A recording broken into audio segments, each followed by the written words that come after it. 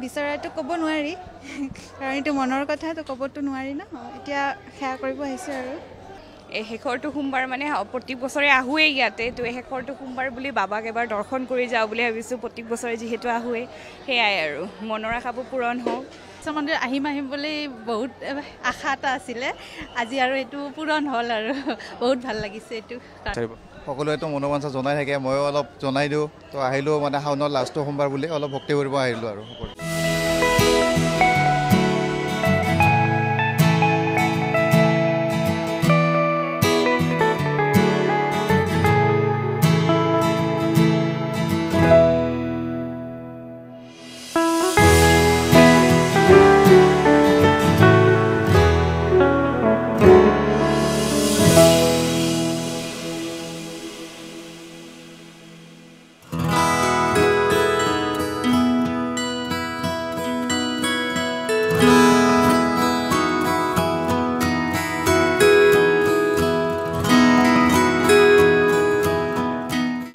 খুব ভাল কথা আৰু একচুৱেলি কি আমি যেহেতু প্ৰত্যেক সোমবাৰে আহিছোঁ মই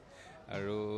যেহেতু আমাৰ সনাতন ধৰ্ম এইটো নিজৰ ধৰ্মৰ প্ৰচাৰ নিজে কৰিব লাগিব আৰু প্ৰচাৰ বুলি নহয় নিজৰ বাবাৰ সেৱা কৰিব আহোঁ আৰু শাওন বুলি নহয় মই প্ৰত্যেক সোমবাৰে আহোঁ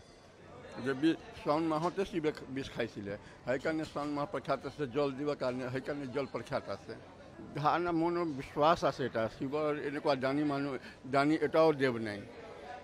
देवता पूजा भावले हुए पितृ पूजा हुए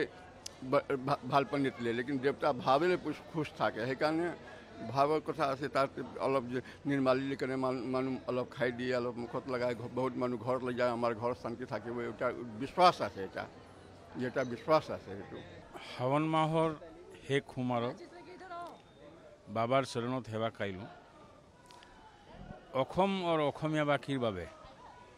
শান্তি আৰু বিকাশৰ কামনা কৰিছোঁ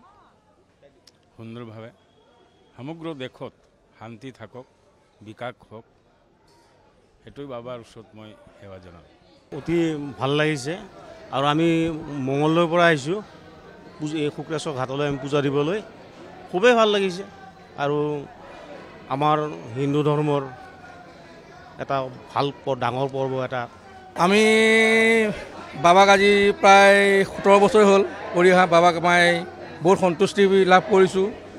বাবাই সকলো পিনৰ পৰা আমাক কুশলে মংগলে ৰাখিছে আৰু সকলোকে ভালে কুশলে ৰাখিছে